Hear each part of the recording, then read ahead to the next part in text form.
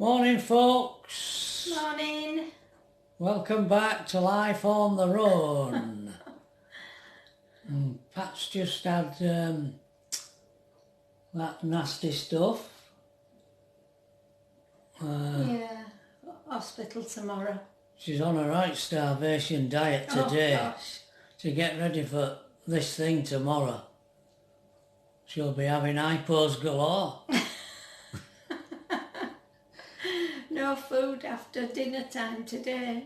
No food, and that includes tea, no breakfast tomorrow morning. Got to be at hospital for 10:05. She'll be flaking out. Yeah. Poor little thing. Poor little thing. Oh dear. Be glad when this is all over and done. Yeah. And on Thursday I'm going for my booster jab. Yeah. Don't know why you've got one and I haven't. Because I've got a smartphone and you haven't. All right. But you need to phone them. But you don't want to be bothering with that at the moment. No. You've got enough to contend with this week. Yeah. So we'll wait until after this lot. Yeah. You've gone True. through this lot. Yeah. True. And I'm going to go up to the shop and get Pat some linseed.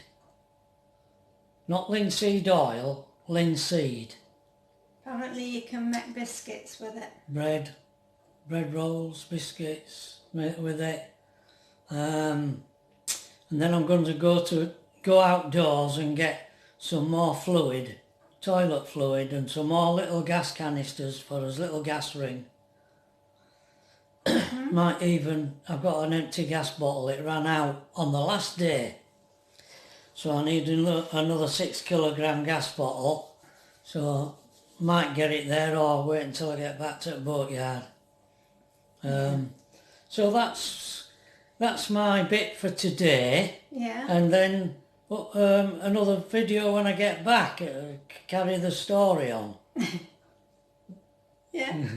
Yeah, the wilderness. The wilderness years, aye. We're in the wilderness years, Oh, darling. dear. Yeah. Got to fish around for something worth seeing. Yeah.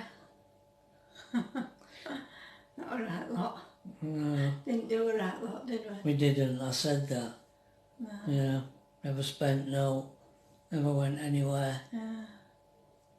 Poor Pat. But she stuck by me. Didn't you, We darling? got through it, didn't we? Yeah. Yeah. Eventually. Yeah. And Tracy. Yeah. You could have both fallen out with me. Okay, see you later then. See you later. Bye. Bye.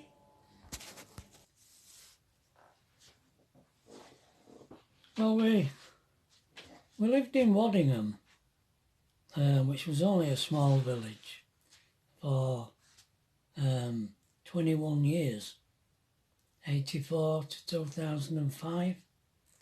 We lived there, and Waddingham was incredibly well situated. What I mean by that is it was very central, because I used to fan out in every direction. I mean, I would fan out to Watton Brig.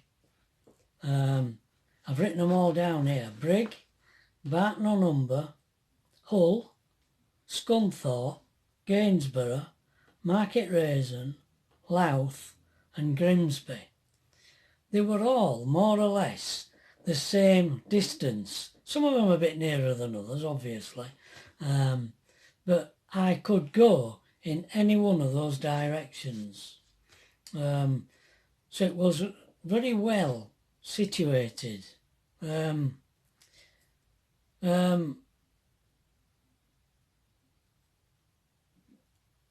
house we lived in was called Piano Cottage, you might know.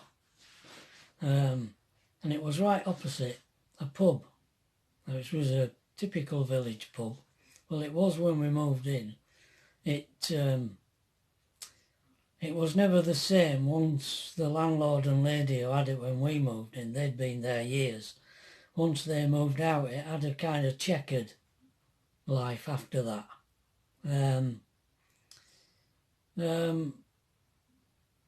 Yeah.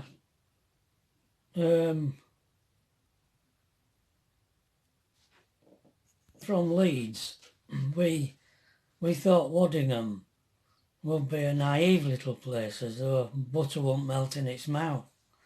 But we found out that it was worse than Peyton Place. The things that were going on. We did get involved in the village. We actually ran the youth club for a while, did Pat and I.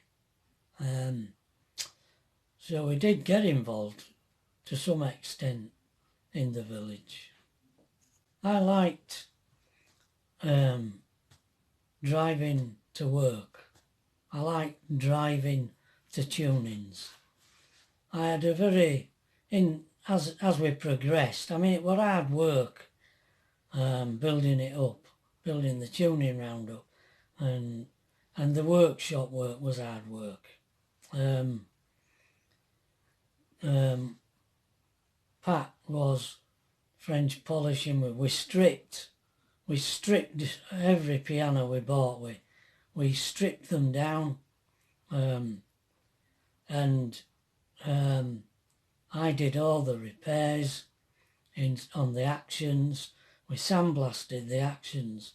We revarnished the soundboards, regilted, repainted the gold frame, restrung them, new rest pins, new leathers, new felts.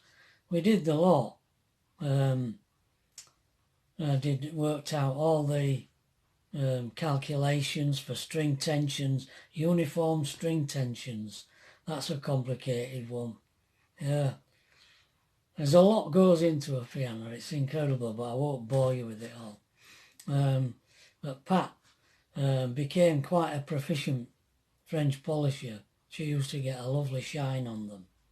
In fact, eventually we started, there was a company in Cambridge called 1066 Pianos, and funnily enough they were what they call exclusive brethren, interesting spin-off from Plymouth Brethren. I think what happened was, how I got involved with them was, I went to a house in Lincoln to tune a piano, and I knocked on the door and there was no answer. And the car that I had at the time, it had a sunroof, and I just went and sat in the car thinking, well, she must have gone out, she'll be back in a minute.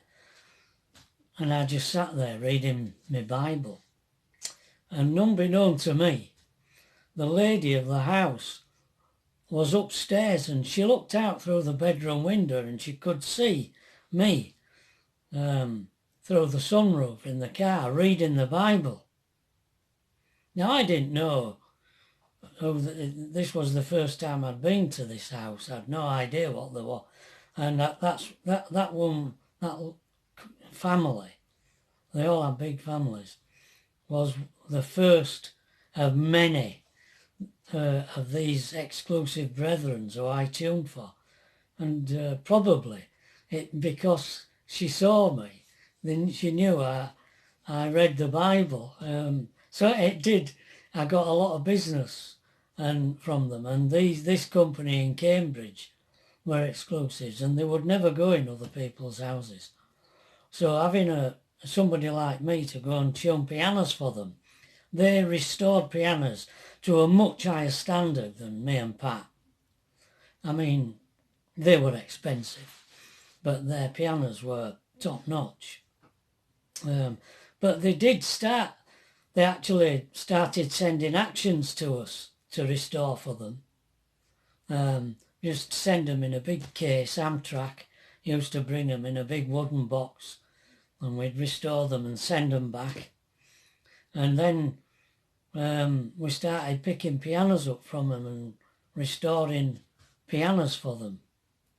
In fact, I think it was Pat's second operation when she got really ill again. Finished up in hospital, and we were halfway through restoring a Steinway concert ground. And Pat had just about finished it. It was just the lid she was working on. And try as I might, I couldn't do it. I tried to French polish that lid, finish it off, but I couldn't. Pat had a technique and I didn't have it. And in the end I had to ring them up and tell them what had happened. They understood. They come and picked it up and got somebody else to finish it off for us. Yeah,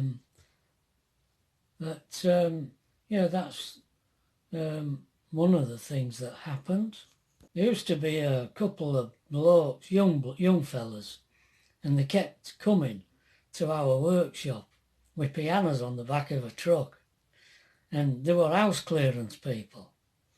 And every time they got a piano, they'd bring it down to us, hoping we'd buy it off of them. But they never did get a right piano that I'd buy. And they'd bring one and I'd say, no, it's got a cracked soundboard, and I'd show them what a cracked soundboard looked like. And then they'd bring another and I'd say, no, it's got loose rest pins, it's got a crack in the plank, and I'd show them what a cracked plank was like, and then they'd come again and I'd say, no, it's a spring and loop action. I don't sell spring pianos with spring and loop actions in them. And they used to get really exasperated because every time they brought a piano, there were another reason why I wouldn't buy it, because they didn't. There's that many things involved in buying piano and selling pianos. It's incredible. That was a funny thing, and I knew them for years. They never give up buying doing house clearance, but they did eventually give up bothering with me.